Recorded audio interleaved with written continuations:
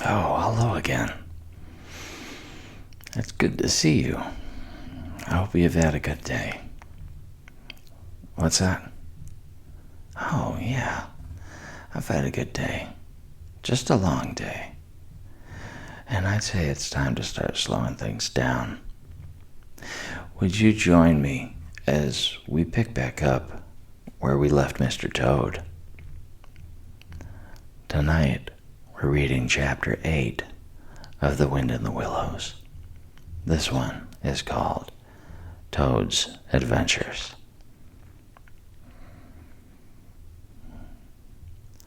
When Toad found himself immured in a dank and noisome dungeon, and knew that all the grim darkness of a medieval fortress lay between him and the outer world of sunshine and well-metalled high roads, where he had lately been so happy, disporting himself as if he had bought up every road in England. He flung himself at full length on the floor and shed bitter tears and abandoned himself to dark despair. "This is the end of everything," he said. "At least it is the end of the career of Toad, which is the same thing. The popular and handsome Toad, the rich and hospitable Toad, the Toad so free and careless and debonair. How can I hope to be ever set at large again," he said, "who have been imprisoned so justly for stealing so handsome a motor car in such an audacious manner, and for such lurid and imaginative cheek bestowed upon such a number of fat, red-faced policemen." Here his sobs choked him. "Stupid animal that I was," he said. "Now I must languish in this dungeon till people who were proud to say they knew me have forgotten the very name of Toad. A wise old badger," he said. "Oh, clever, intelligent rat and sensible mole. What sound judgments, what a knowledge of men and matters you possess. Oh, unhappy and forsaken Toad, with lamentations such as these, he passed his days and nights for several weeks, refusing his meals or intermediate light refreshments, though the grim and ancient jailer, knowing that Toad's pockets were well lined, frequently pointed out that many comforts, and indeed luxuries, could by arrangement be sent in at a price from outside. Now the jailer had a daughter, a pleasant wench and good-hearted, who assisted her father in the lighter duties of his post. She was particularly fond of animals, and besides her canary, whose cage hung on a nail in the massive wall of the keep by day, to the great annoyance of prisoners who relished an after-dinner nap, and was shrouded in an antimacassar on the parlor table at night. She kept several piebald mice and a restless revolving squirrel. This kind-hearted girl, pitying the misery of Toad, said to her father one day, "Father, I can't bear to see that poor beast so unhappy, and getting so thin. You let me have the managing of him. You know how fond of animals I am. I'll make him eat from my hand, and sit up, and do all sorts of things." Her father replied that she could do what she liked with him. He was tired of Toad, and his sulks, and his airs, and his meanness. So that day she went on her errand of mercy, and knocked at the door of Toad's cell. "Now cheer up, Toad," she said coaxingly on entering, "and sit up and dry your eyes and be a sensible animal. And do try and eat a bit of dinner. See, I've brought you some of mine, hot from the oven." It was Bubble and Squeak between two plates, and its fragrance filled the narrow cell. The penetrating smell of cabbage reached the nose of Toad as he lay prostrate in his misery on the floor, and gave him the idea for a moment that perhaps life was not such a blank and desperate thing as he had imagined. But still he wailed and kicked with his legs and refused to be comforted. So the wise girl retired for the time being. But, of course, a good deal of the smell of hot cabbage remained behind, as it will do. And Toad, between his sobs, sniffed and reflected, and gradually began to think new and inspiring thoughts of chivalry and poetry, and deeds still to be done, of broad meadows, and cattle browsing in them, raked by sun and wind, of kitchen gardens, and straight herb borders, and warm snapdragon beset by bees, and of the comforting clink of dishes set down on the table at Toad Hall, and the scrape of chair legs on the floor as everyone pulled himself close up to his work.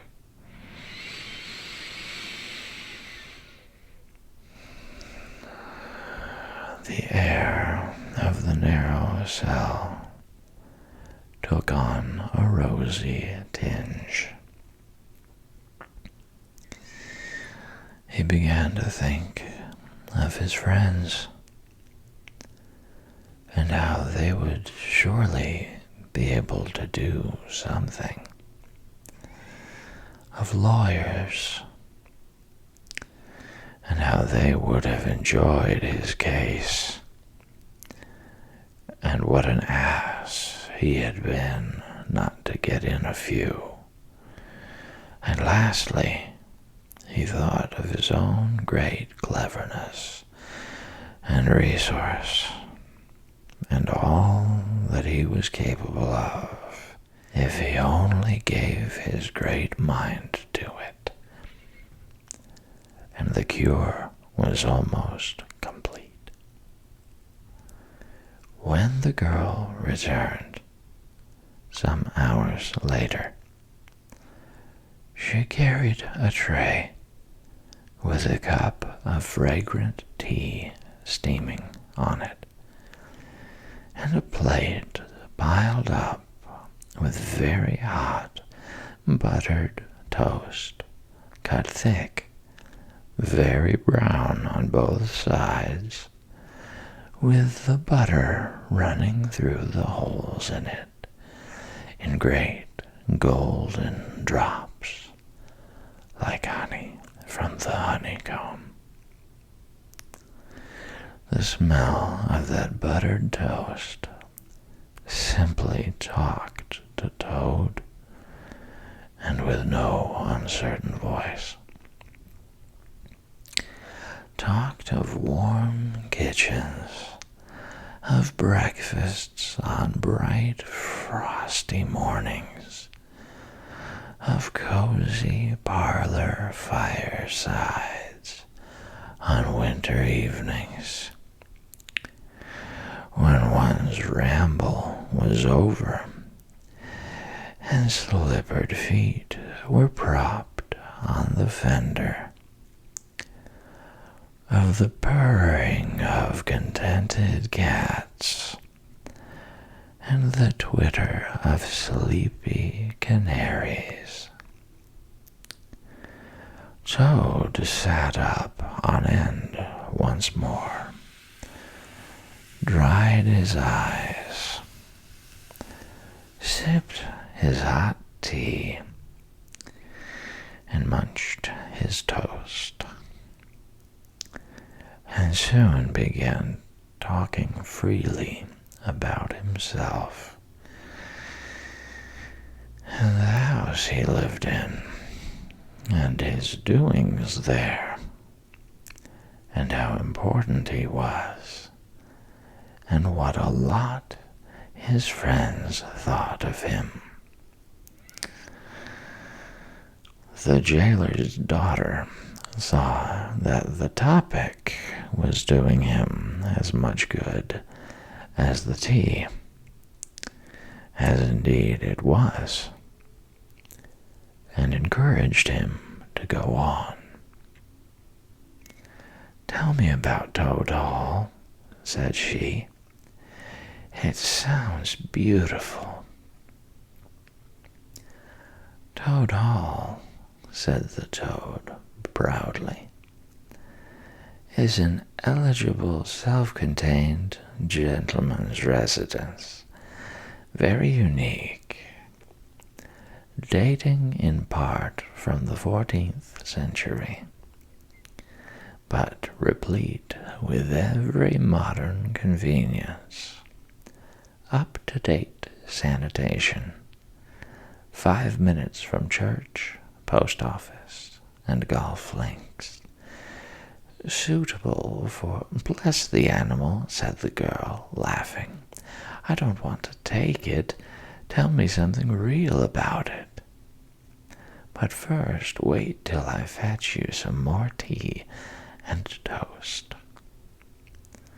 She tripped away, and presently returned with a fresh tray full, and Toad, pitching into the toast with avidity, his spirits quite restored to their usual level, told her about the boathouse, and the fish pond, and the old walled kitchen garden, and about the pigsties and the stables, and the pigeon house and the hen house, and about the dairy and the wash house, and the china cupboards, and the linen presses. She liked that bit especially. And about the banqueting hall, and the fun they had there when the other animals were gathered round the table, and Toad was at his best, singing songs, telling stories, carrying on generally. Then she wanted to know about his animal friends, and was very interested in all he had to tell her about them and how they lived, and what they did to pass their time. Of course, she did not say she was fond of animals as pets, because she had the sense to see that Toad would be extremely offended. When she said good night, having filled his water jug and shaken up his straw for him, Toad was very much the same sanguine, self-satisfied animal that he had been of old. He sang a little song or two, of the sort he used to sing at his dinner parties, curled himself up in the straw, and had an excellent night's rest and the pleasantest of dreams. They had many interesting talks together after that, as the dreary days went on, and the jailer's daughter grew very sorry for Toad, and thought it a great shame that a poor little animal should be locked up in prison for what seemed to her a very trivial offense. Toad, of course, in his vanity, thought that her interest in him proceeded from a growing tenderness, and he could not help half regretting that the social gulf between them was so very wide, for she was a comely lass, and evidently admired him very much. One morning, the girl was very thoughtful, and answered at random, and did not seem to Toad to be paying proper attention to his witty sayings and sparkling comments. "Toad," she said presently, "just listen, please. I have an aunt who is a washerwoman." "There, there," said Toad, graciously and affably. "Never mind. Think no more about it. I have several aunts who ought to be washerwomen." "Do be quiet a minute, Toad," said the girl. "You talk too much. That's your chief fault, and I'm trying to think, and you hurt my head. As I said, I have an aunt who is a washerwoman. She does the washing for all the prisoners in this castle. We We try to keep any paying business of that sort in the family, you understand. She takes out the washing on Monday morning and brings it in on Friday evening. This is a Thursday. Now, this is what occurs to me. You're very rich. At least you're always telling me so. And she's very poor. A few pounds wouldn't make any difference to you, and it would mean a lot to her. Now, I think if she were properly approached, squared, I believe, is the word you animals use, you could come to some arrangement by which she would let you have her dress and bonnet and so on, and you could escape from the castle as the official washerwoman. You're very alike in many respects, particularly about the figure. We're not, said the toad in a huff. I have a very elegant figure for what I am. So has my aunt, replied the girl, for what she is. But have it your own way, you horrid, proud, ungrateful animal, when I'm sorry for you and trying to help you. Yes, that's all right. Thank you very much indeed, said the toad hurriedly. But look here, you wouldn't surely have Mr. Toad of Toad Hall going about the country disguised as a washerwoman. Then you can stop here as a toad, replied the girl with much spirit. I suppose you want to go off in a coach and four.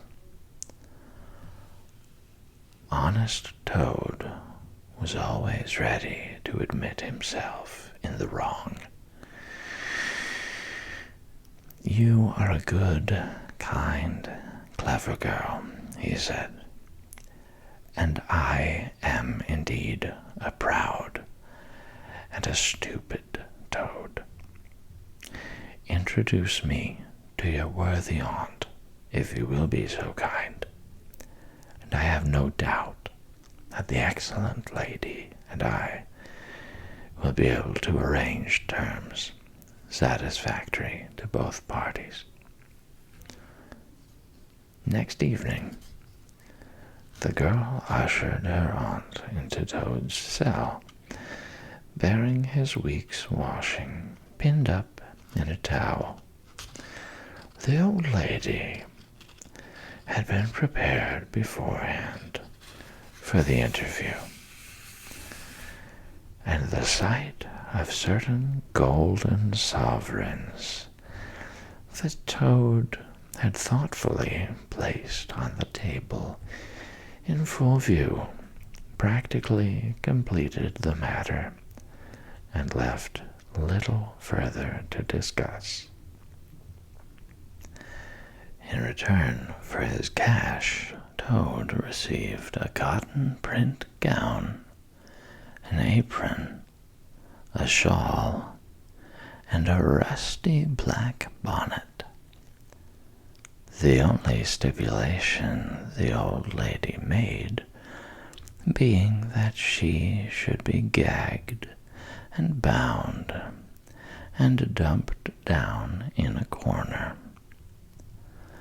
By this not very convincing artifice, she explained, aided by picturesque fiction, which she could supply herself, she hoped to retain her situation. spite of the suspicious appearance of things. Toad was delighted with the suggestion. It would enable him to leave the prison in some style, and with its reputation for being a desperate and dangerous fellow untarnished, and he readily helped the jailer's daughter to make her aunt appear as much as possible the victim of circumstances over which she had no control. "Now it's your turn, Toad," said the girl. "Take off that coat and waistcoat of yours. You're fat enough as it is." Shaking with laughter, she proceeded to hook and eye him into the cotton print gown, arranged the shawl with a professional fold, and tied the strings of the rusty bonnet under his chin. "You're the very image of her," she giggled. "Only I'm sure you never looked half so respectable in all your life before. Now, goodbye, Toad, and good luck. Go straight down the way you came up, and if anyone says anything to you, as they probably will, being but men, you can chaff back a bit, of course, but remember, you're a widow woman, quite alone in the world, with a character to lose." With a quaking heart, but as firm a footstep as he could command, Toad set forth cautiously on what seemed to be a most harebrained and hazardous undertaking. But he was soon agreeably surprised to find how easy everything was made for him, and a little humbled at the thought that his popularity and the sex that seemed to inspire it were really another's.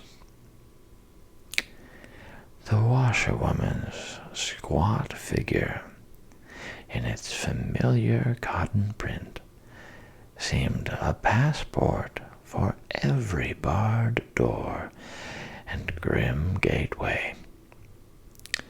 Even when he hesitated, uncertain as to the right turning to take, he found himself helped out of his difficulty by the warder at the next gate, anxious to be off to his tea, summoning him to come along sharp and not keep him waiting there all night. The chaff and the humorous sallies to which he was subjected, and to which, of course, he had to provide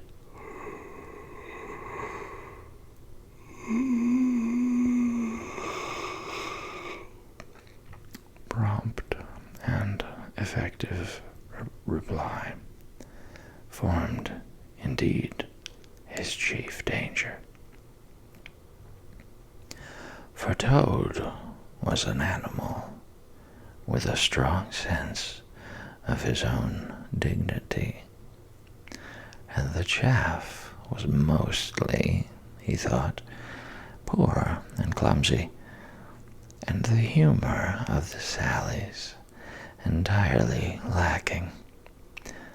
However, he kept his temper, though with great difficulty, suited his retorts to his company and his supposed character, and did his best not to overstep the limits of good taste. It seemed hours before he crossed the last courtyard, rejected the pressing invitations from the last guard room, and dodged the outspread arms of the last warder, pleading with simulated passion for just one farewell embrace. But at last he heard the wicket gate in the great outer door click behind him, felt the fresh air of the outer world upon his anxious brow, and knew that he was free.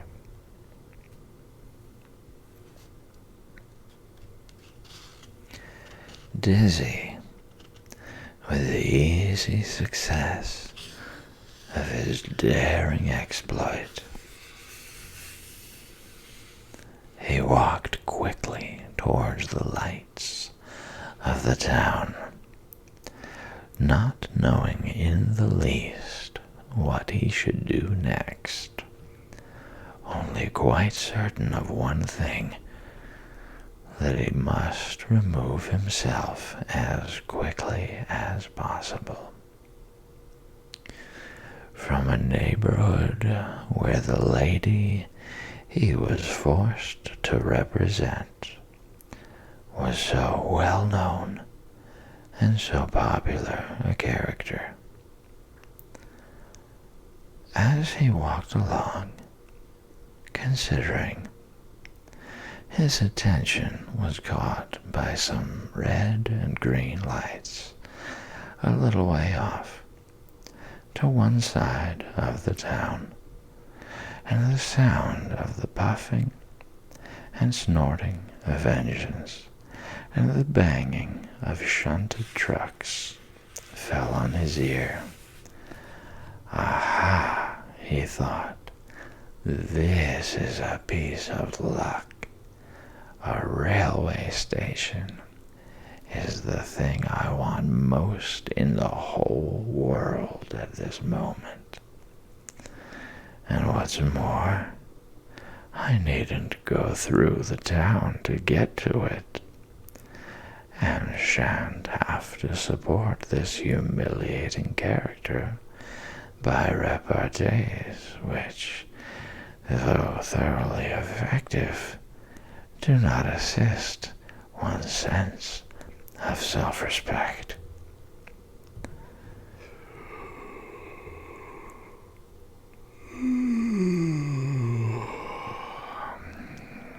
He made his way to the station accordingly, consulted a timetable, and found that a train bound more or less in the direction of his home was due to start in half an hour. More luck, said Toad, his spirits rising rapidly, and went off to the booking office to buy his ticket. He gave the name of the station that he knew to be nearest to the village of which Toad Hall was the principal feature, and mechanically put his fingers in search of the necessary money where his waistcoat pocket should have been. But here the cotton gown, which had nobly stood by him so far, and which he had basely forgotten, intervened and frustrated his efforts.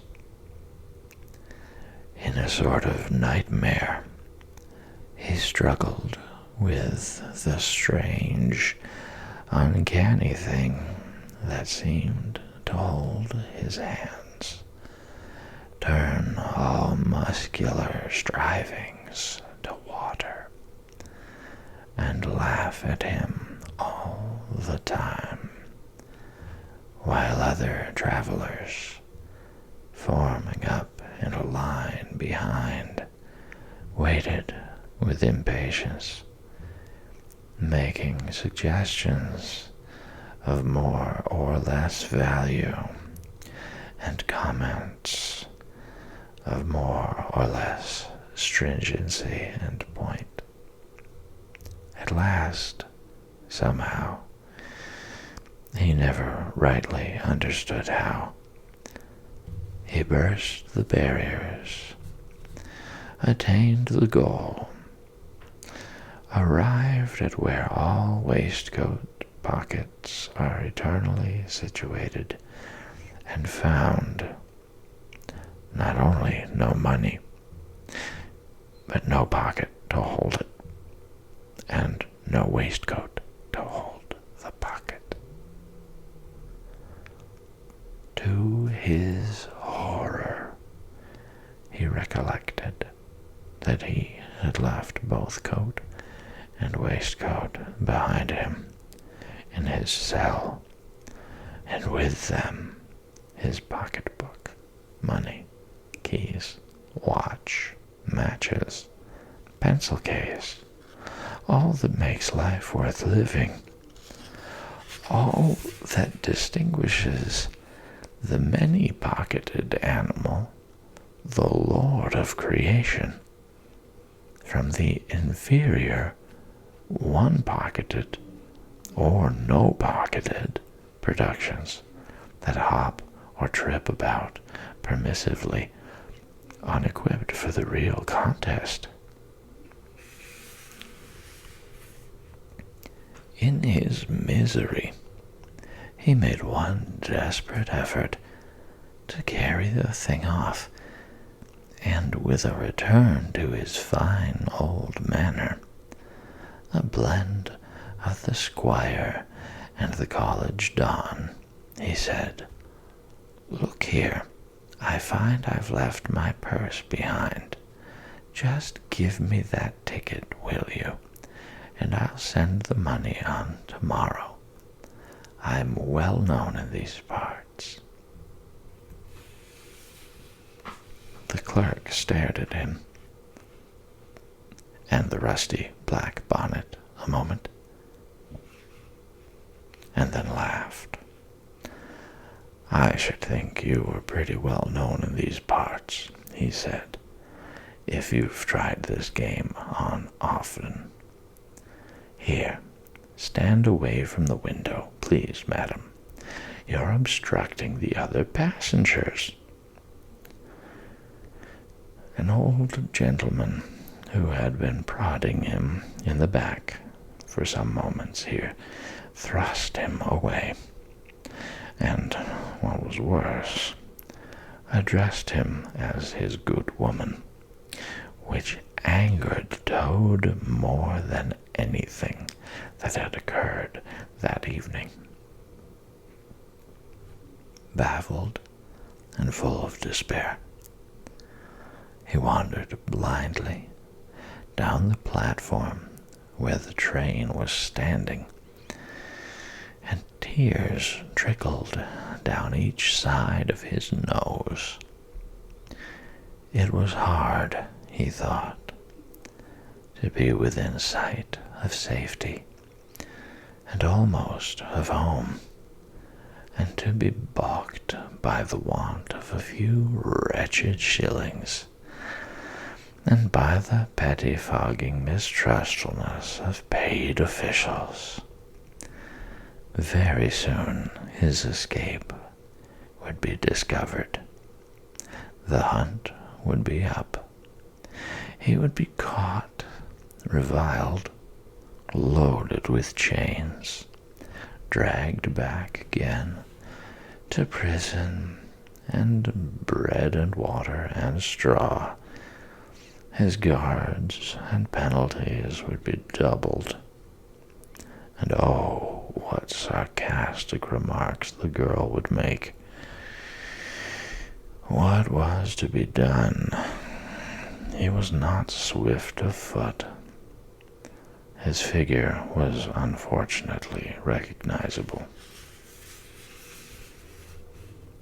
Could he not squeeze under the seat of a carriage? He had seen this method adopted by schoolboys when the journey money provided by thoughtful parents had been diverted to other and better ends. As he pondered, he found himself opposite the engine, which was being oiled, wiped, and generally caressed by its affectionate driver, a burly man with an oil can in one hand and a lump of cotton waste in the other. "Hullo, mother," said the engine driver. "What's the trouble? You don't look particularly cheerful." "Oh, sir," said Toad, crying afresh, "I am a poor, unhappy washerwoman, and I've lost all my money and can't pay for a ticket, and I must get home tonight somehow. And whatever I am to do, I don't know. Oh dear, oh dear." "That's a bad business indeed," said the engine driver reflectively. "Lost your money and can't get home. And got some kids, too, waiting for you, I dare say." "Any amount of 'em," sobbed Toad. "And they'll be hungry, and playing with matches, and upsetting lamps, the little innocents, and quarreling, and going on generally. Oh dear, oh dear." "Well, I'll tell you what I'll do," said the good engine driver. "You're a washerwoman to your trade, says you. Very well, that's that. And I'm an engine driver, as you well may see, and there's no denying it's terribly dirty work. Uses up a power of shirts, it does, till my missus is fair tired of washing of 'em. If you'll wash a few shirts for me when you get home, and send 'em along, I'll give you a ride on my engine. It's against the company's regulations, but we're not so very particular in these out-of-the-way parts." The Toad's misery turned into rapture as he eagerly scrambled up into the cab of the engine. Of course, he had never washed a shirt in his life, and couldn't if he tried, and anyhow, he wasn't going to begin. But he thought, when I get safely home to Toad Hall, and have money again, and pockets to put it in, I will send the engine driver enough to pay for quite a quantity of washing. That will be the same thing, or better. The guard waved his welcome flag. The engine driver whistled in cheerful response, and the train moved out of the station.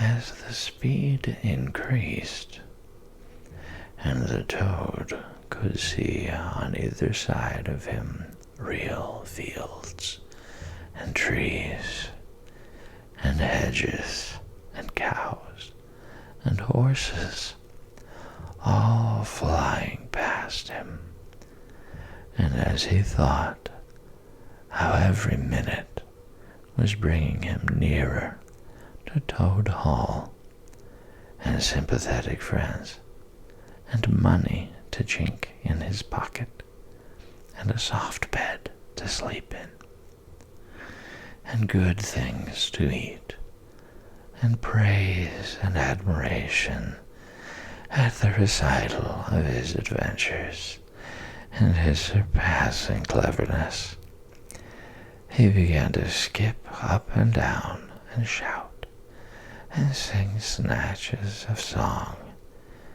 to the great astonishment of the engine driver, who had come across washerwomen before at long intervals, but never one at all like this.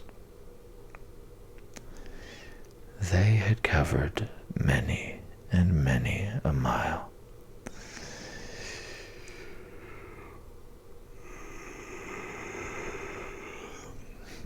and Toad was already considering what he would have for supper as soon as he got home, when he noticed that the engine driver, with a puzzled expression on his face, was leaning over the side of the engine and listening hard. Then he saw him climb onto the coals and gaze out over the top of the train. Then he returned and said to Toad, "It's very strange.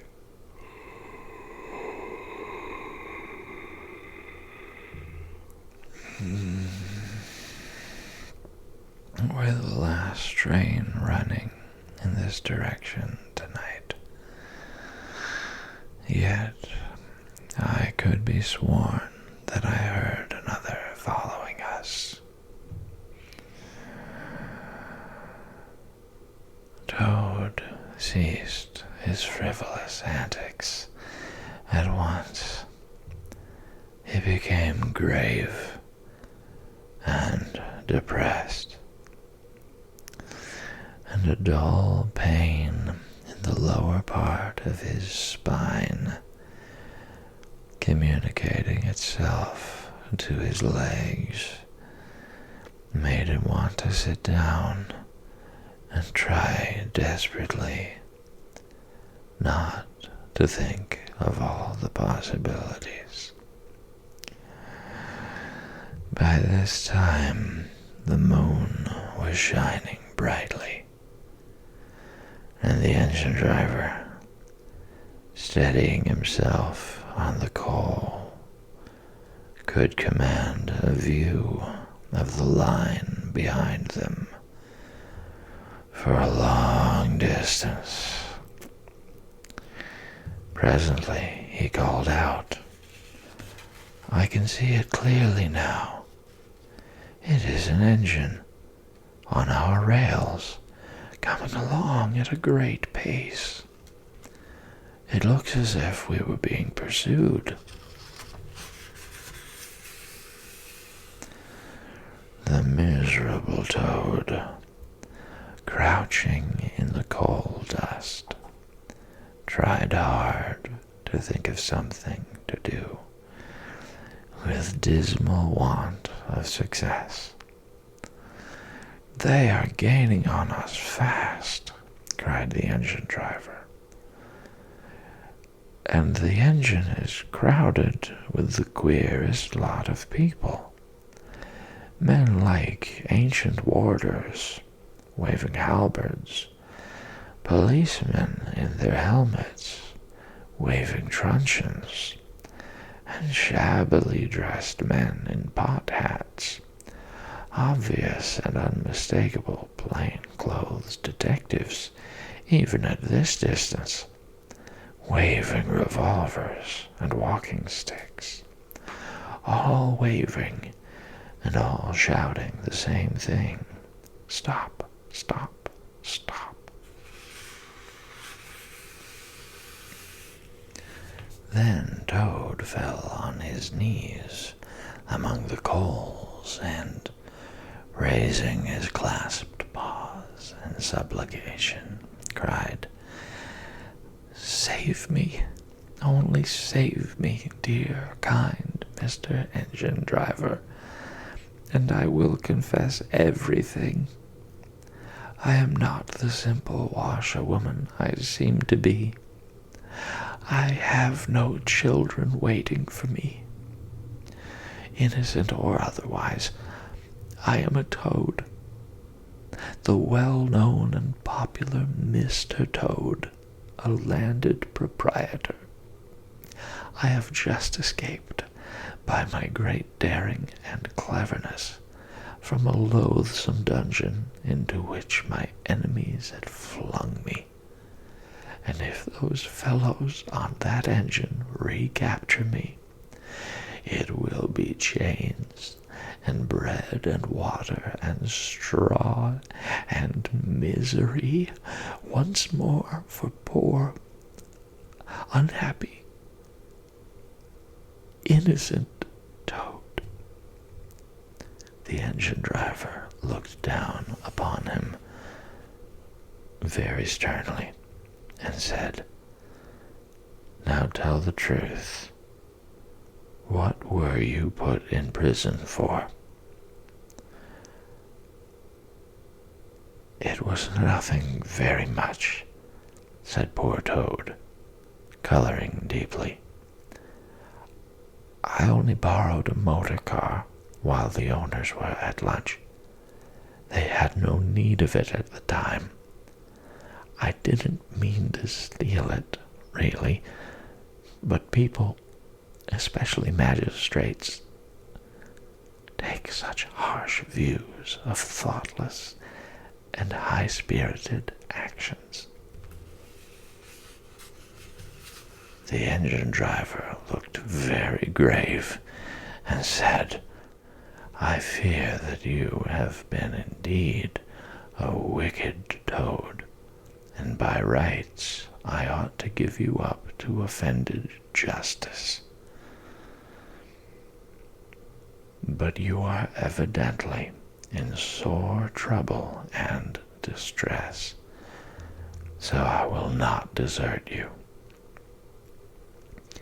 I don't hold with motor cars, for one thing, and I don't hold with being ordered about by a policeman when I'm on my own engine, for another. And the sight of an animal in tears always makes me feel queer and soft-hearted. So cheer up, Toad. I'll do my best, and we may beat them yet." They piled on more coals, shoveling furiously. The furnace roared. The sparks flew.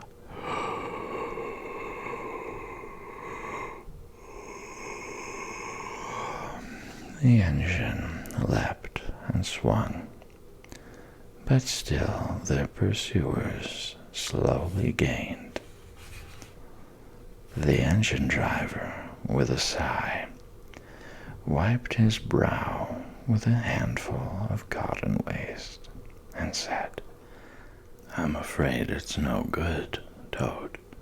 You see, they are running light, and they have the better engine.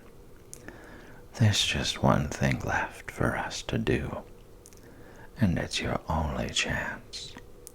So attend very carefully to what I tell you.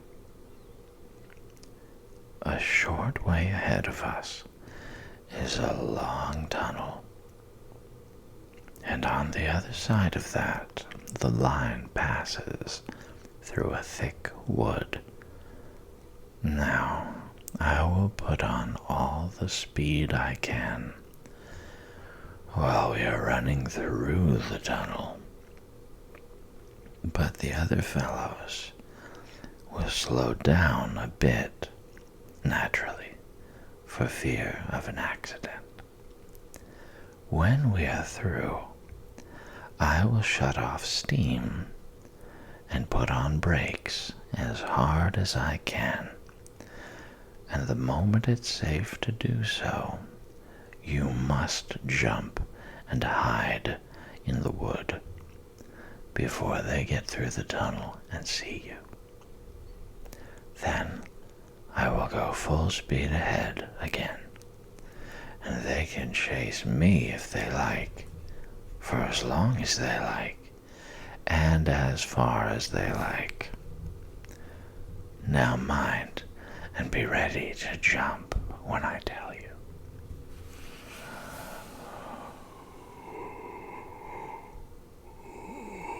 They piled on more coals.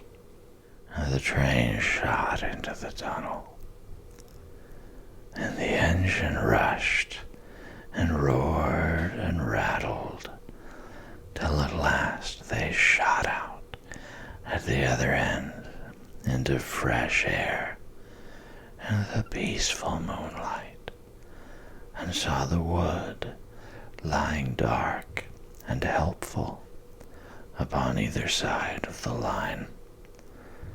The driver shut off steam and put on brakes.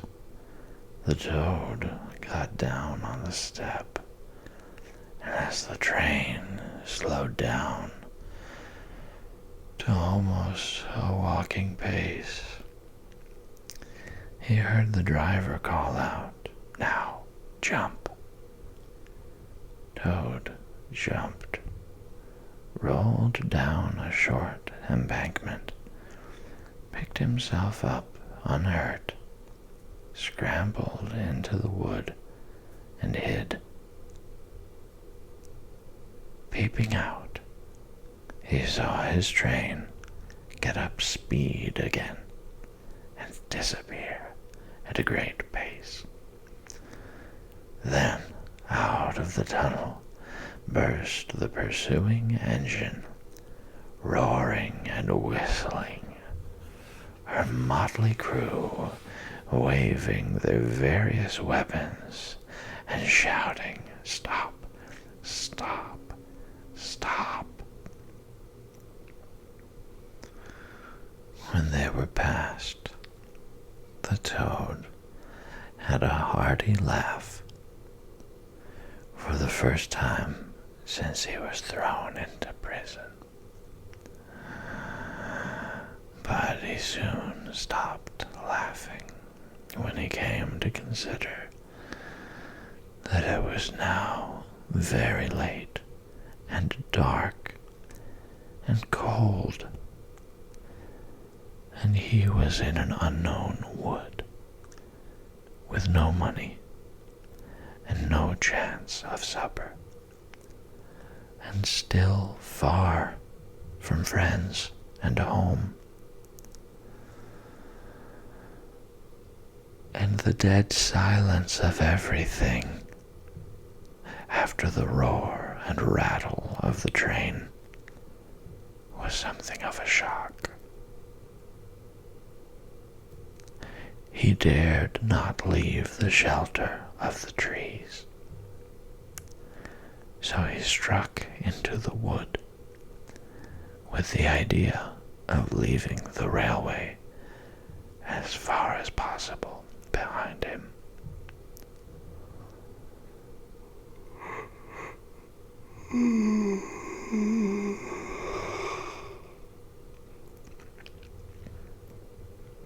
After so many weeks within walls,